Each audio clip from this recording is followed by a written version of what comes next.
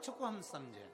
किसी ने कहा नखून मत काटना, किसी ने कहा नया कपड़ा मत लेना, पितृपक्ष में 16 दिन नए कपड़े नहीं लेना चाहिए, कोई कहे ये नहीं करना चाहिए, कोई कहे मकान का मुहूर्त, कोई कहे ये मुहूर्त, कोई कहे वो मुहूर्त, कोई कहे अच्छा काम करने के लिए मत जाओ, अच्छा मंगल कार्य के लिए आगे मत बढ़ो। शिव महापुराण की कथा कहती है कि पितृ बुरे नहीं होते हैं,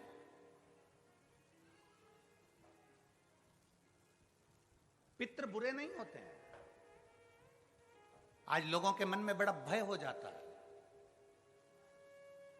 व्हाट्सएप खोलो, फेसबुक खोलो, तो ब्राह्मणों के लिए लोग कमेंट्स करना प्रारंभ कर देते हैं कि अब श्राद्ध पक्ष चालू हो गया, ब्राह्मण जीमने के लिए जाएंगे। कोई ब्राह्मण की तुलना कौवे से कर देता है, कोई कुछ कह देता है, कोई कुछ कह देता है। ना,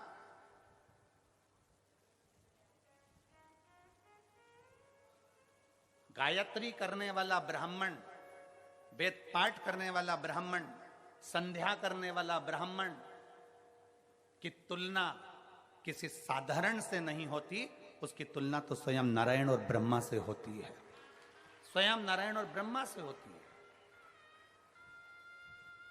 किसी ने कहा कि तुम अभी नया वस्त्र मत लो, पितृपक्ष चल रहा, नया काम मत चालू करो, पितृपक्ष चल रहा है। श्राद्ध का मतलब क्या है? श्राद्ध का मतलब है आपकी पूर्ण श्रद्धा, आपका पूर्ण विश्वास, आपका पूर्ण भरोसा। पूर्ण श्रद्धा, पूर्ण विश्वास, पूर्ण भरोसा। आप इतने सारी मात्रा में आए हो, लाखों की संख्या में, हजारों की संख्या में यहां पर पहुंचे हो। आप लोगों की श्रद्धा है तभी तो आप यहां पहुंचे हो। अगर श्रद्धा नहीं होती तो कोई अपना घर छोड़कर यहां इस वीराने में, इस जंगल में आकर बैठता?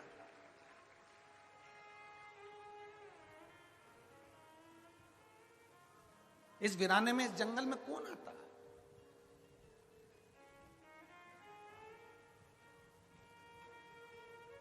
जब हम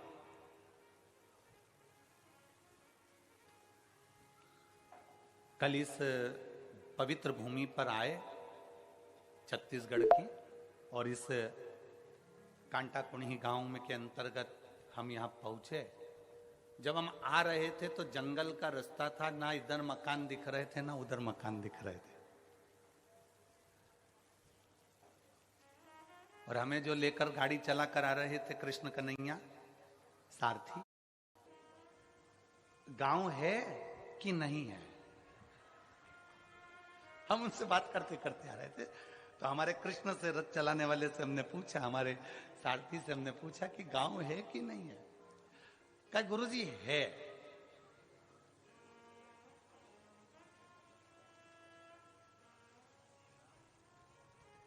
हमने पूछा कितना बड़ा है? तो वो बोला जहां से चालू होगा वहीं विराम हो जाएगा। हमने कहा ठीक है। आज सबसे बड़ी प्रसन्नता का विषय इस भूमि पर यह है कि इस भूमि से मेरे राम अयोध्या चलकर निकलकर लंका के लिए गए थे, लंका के लिए गए। हमसे कई लोगों ने कहा कि आप धमतरी की कहीं हम व्यवस्था कर देते हैं, धमतरी रुक जाओ, पास में ही है, 15 किलोमीटर 16 किलोमीटर दूरी पर है। फिर कोई कांकेर, वहां रुक जाओ, वहां पर व्यवस्था हो जाएगी, वहां रुक जाओ, वहां व्यवस्था हो जाएगी। हमने कहा नहीं, हमको तो इसी गांव में रुकना है जिस गांव में मेरे राम जी रुक कर गए थे, जिस गांव से मेरे राम जी निकल कर गए थे, हमें तो वहीं रुकना, हमें वहीं रुकना। आप तो बस भगवत भजन का आनंद है, यहाँ सुख है। हमें इस मार्ग से जो भक्ति है वो जनमानस तक भेजना है। और ये कथा जो वनवासियों के बीच में आई है, ये कथा जो जनमानस के बीच में आई है, उसका एक आनंद हो।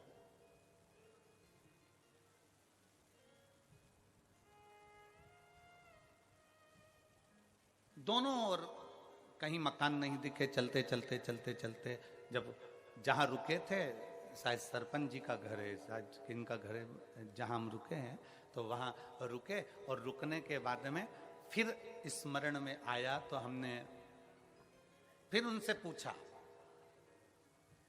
सारथी से, कृष्ण कन्हैया से। क्यों?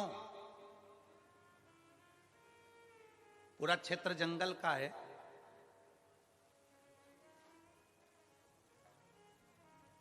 पंडाल में शिव भक्त पहुंचे कि नहीं पहुंचे? अरे गुरुजी, वो तो 3 दिन पहले से ही पहुंच गए थे, तो 3 दिन पहले से ही पहुंच गए।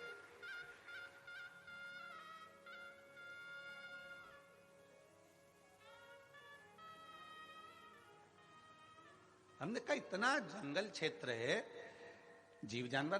कहने गुरुजी 50-50 हिरण दौड़ते हुए आते हैं और पानी पीकर इसी क्षेत्र में वापस चले जाते हैं। इतना सुंदर क्षेत्र है, इतना सुंदर। भूमि के पास में से निकल कर गए हो, वो भूमि साधारण नहीं हो सकती, उसकी शिव तपोस्थली हो सकती। शिव तपोस्थली, जिस भूमि पर स्वयं शंकर बैठे हो, महानदी के तट पर मां आद्य शक्ति दुर्गा भवानी बैठी हो,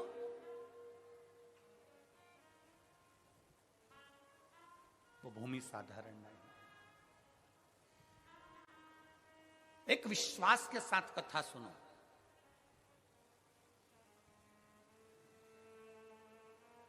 जिस नदी को छत्तीसगढ़ की गंगा कहा जाता है, उस पवित्र नदी के तट पर आप और हम कथा सुन रहे हैं।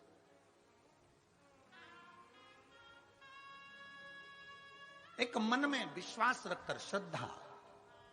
श्राद्ध का मतलब पितर आपका बुरा करेंगे, यह श्राद्ध का मतलब नहीं है।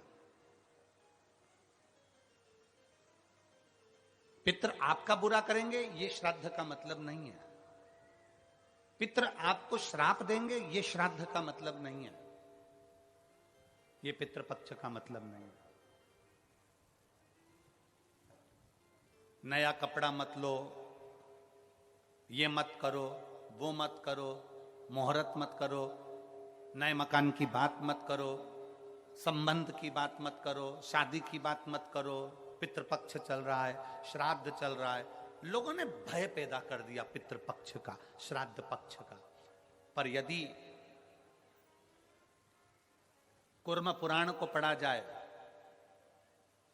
यदि देवी भागवत को पढ़ा जाए, यदि लिंग पुराण को पढ़ा जाए, यदि शिव महापुराण को पढ़ा जाए, तो हमारा शास्त्र कहता है कि पितृ पक्ष से सुंदर कोई पक्ष नहीं हो सकता, जिसमें पितरों का भी आशीर्वाद देवताओं के साथ मिलता है।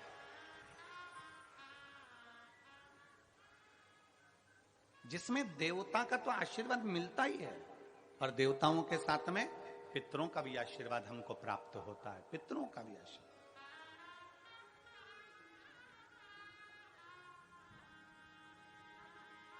पितरों का भी वर हमें प्राप्त होता है।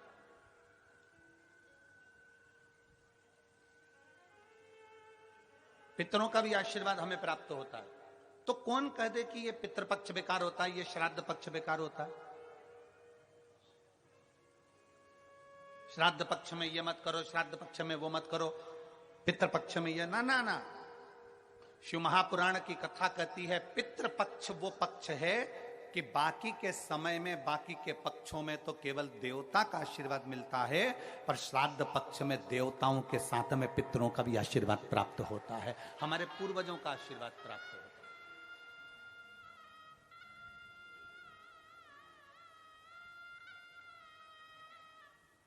श्राद्ध का मतलब है श्रद्धा। आपकी श्रद्धा कितनी है? कितने लोग हैं यहां पर जो बैठे हैं जो शंकर जी के मंदिर में एक लोटा जल चढ़ाते? जरा हाथ उठाओ। सब चढ़ाते हो? रख लो, वापिस रखो, वापिस रखो। और कितने लोग हैं जिन्होंने अपनी अड़ोसन, पड़ोसन और पीछे वाली धड़ोसन, इन सबसे कहा कि एक लोटा जल चढ़ाया करो? वो हाथ उठाओ जरा, उठाओ जरा हाथ। हाँ ठीक है, रखो रखो। आप लोगों ने कभी तो कहा होगा अपनी पड़ोसन को, अपनी अड़ोसन को और पीछे वाली धड़ोसन को कि शिव मंदिर जाया करो, शंकर को एक लोटा जल चढ़ाया करो, शिव स्तुति करा करो, शंकर का स्मरण करा करो, शंकर की भक्ति करा करो, सारी समस्या का हल।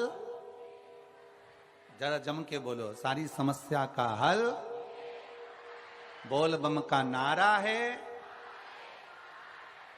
आपने अपनी पड़ोसन से कहा होगा मंदिर जाया करो, इससे कहा मंदिर जाया करो, पीछे वाली से कहा मंदिर जाया करो। क्यों? किस लिए? तुम्हारी पड़ोसन के मंदिर जाने से सीहोर वाले महाराज का कोई फल है क्या? तुम्हारी पड़ोसन के मंदिर जाने से सीहोर वाले महाराज को कुछ मिलने वाला है क्या? तुम्हारे मंदिर जाने से या तुम्हारी पड़ोसन के प्राप्त होगा क्या? वो मार्ग बताने से परमात्मा का दरवाजा प्राप्त हो जाता है, मंजिल प्राप्त हो जाता है। एक कथा आती है, एक बड़ी सुंदर सा, कि एक वकील साहब थे।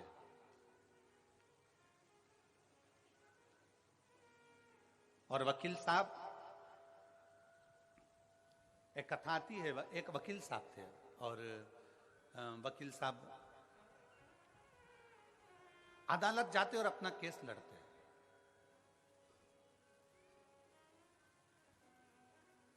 एक गांव का व्यक्ति शहर में आया, अपने लड़के का पता पूछ रहा।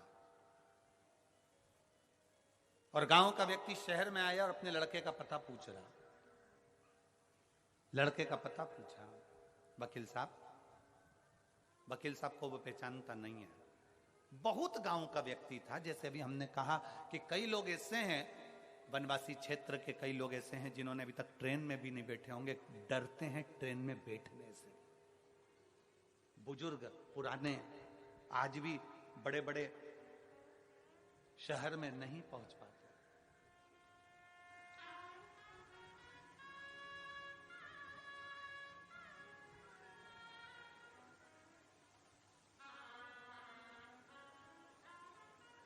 गांव का व्यक्ति था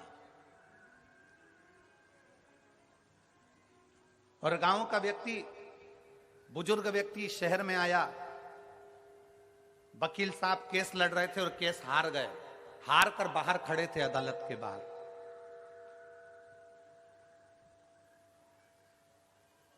और अदालत के बाहर वकील साहब खड़े हुए थे और इतने में वो गांव का व्यक्ति आया और उस गांव के व्यक्ति ने वकील साहब से पूछा, एक काले कोट वाले भैया, एक काले कोट वाले भैया, मेरा बेटा इस शहर में रहता है, उसका ये एड्रेस है, आप मुझे बता देंगे कहां रहता है?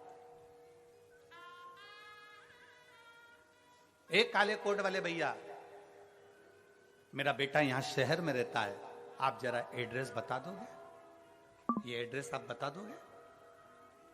वकील साहब ने उस गांव के व्यक्ति से बात नहीं करी और उसको कहा, भाग यहां से, चल भाग यहां से। वकील साहब ने जैसे ही हाथ का इशारा करा और कहे भाग यहां से, जैसे ही भगाया,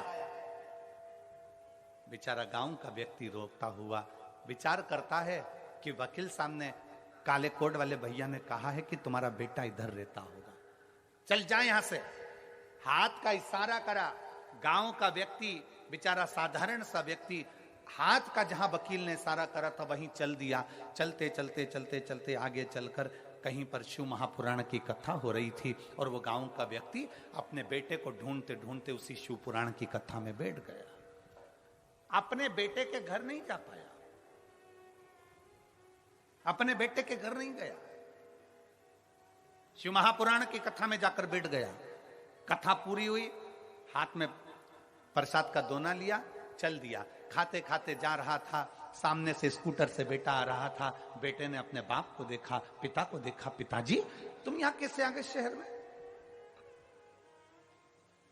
बेटा मैं तेरा एड्रेस लेकर आया था, वो काले कोट वाले भैया से पूछा था, उसने मुझे यहां भेजा। पिताजी पर मेरा घर तो इधर नहीं, दूसरी जगह, मैं तो यहां आ गया, कथा सुनी और ये तू मुझे मिल गया, अब मुझे कुछ नहीं चाहिए। बेटे ने अपने बाप को गाड़ी पर बिठाया, स्कूटर पर बिठाकर अपने घर लेकर गया। घर लेकर गया, 4 महीने बीते और वकील साहब का एक्सीडेंट हो गया और एक्सीडेंट होते से वकील साहब सीताराम हो गए। वकील साहब मरे।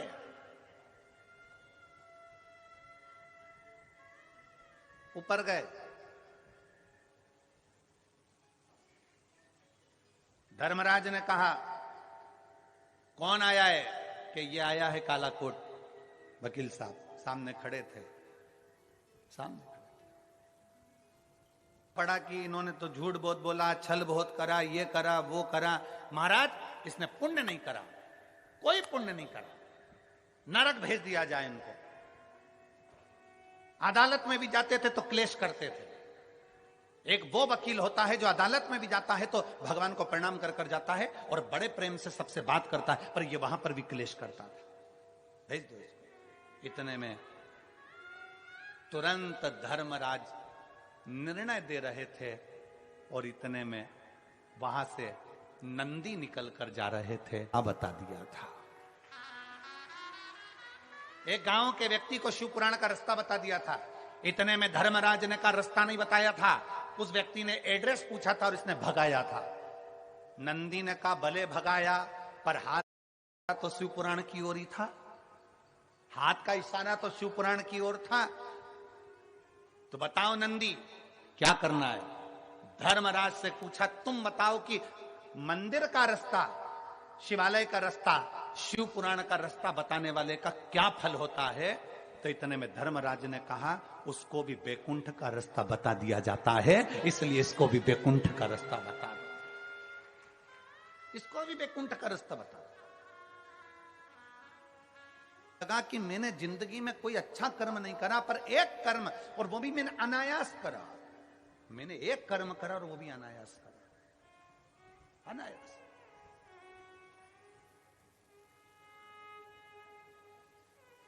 कांटाकुर्डी के धमतरी जिले के इस छोटे से ग्रामीण क्षेत्र में अगर ये 5 दिवसीय की कथा चल रही है तो पूरे धमतरी जिले को बड़ी प्रसन्नता होना चाहिए कि हमारे शिव हमें मंजिल बताने के लिए आए, हमारे शंकर हमें मंजिल बताने के लिए आए। आज हमारा कितना सौभाग्य है, आज हमारा कितना कितना कितना आनंद का विषय है।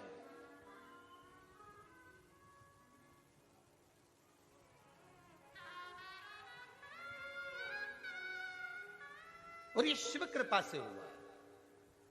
कोई आपसे पूछे साहब शिव महापुराण की कथा कहां हो रही है, आप नहीं भी गए हो ना, तो आप अपने मुख से और अपने हाथ का इशारा कर कर बता सकते हो कि वहां कथा हो रही है, चले जाओ। आपके रिश्तेदार पूछे क्यों जी हमने सुना कि तेरे पास में कथा हो रही है, हाँ आ जाओ। कितनी दूर है तेरे यहां से? 10 किलोमीटर।